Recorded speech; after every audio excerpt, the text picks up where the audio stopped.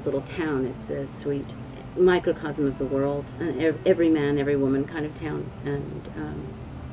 And what happens is just our connection to our pasts and to our presents and ultimately to our futures. Mama used to say that I was an observer of life. I've learned nothing else about death and dying and life, is that it's, you know, this is it. This is what we're living. And I guess this is just my way of sort of sharing that in a story that made sense to me. Raising Daylight is about redemption. It's about, I feel like it's about the universe writing itself and people finally finding their place. It's kind of sort of a love story, and it's kind of sort of a murder mystery, and it takes place in two times that beat crossing. But it's not as simple as that.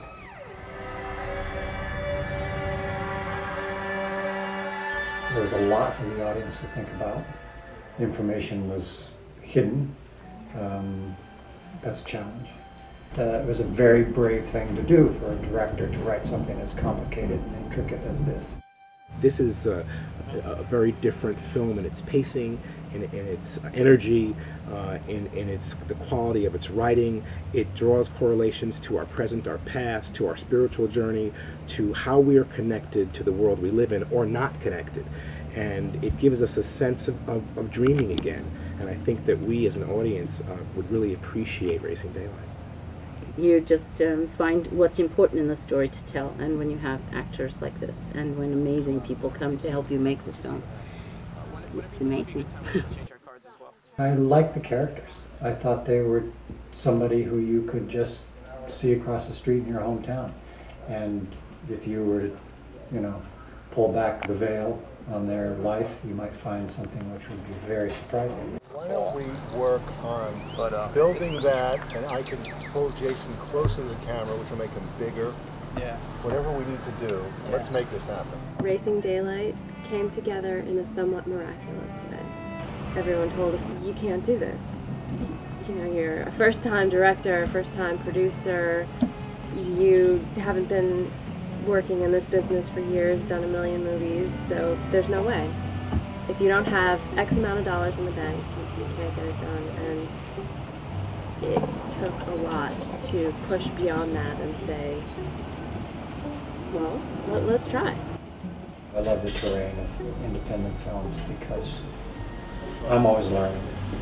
And there's always going to be people who know more than you and people who know less than you. And so that mix is great. You know, you're always solving problems, even if it's a $50 million budget or a, you know, $100,000 budget. You've got to solve the same problems. And this was sort of exciting because some of us hadn't ever solved these problems before. So that's fun. There's something about these films that are, especially these small ones, that there is this passion and there is a story to be told, and it's sometimes, I mean, you know, big budget stuff, great, you know, I'm not opposed to making millions of dollars, but, you know, sometimes I think there's just so many things, and somewhere the story gets lost, and there's like these, everything comes in, and for me, independent film is always really it's been pared down to a story. It's just, this is a story that we're telling, we're storytellers. Anna. I'm Sadie. Will you ask me for a walk, Edmund? Everything is pared down, so I have to think deeper about it and be more ready and more present and more alive. And to me, that's what independent film is about. Cut! And that's a wrap on Giancarlo for today. The way that the production has happened is it's beyond thinking outside of the box. It's thinking without a box. Edmund. Edmund? Whatever happened to Harry? I was running toward the truth. I guess what I hope is that people receive this movie and that they argue about its meaning and that they walk away thinking.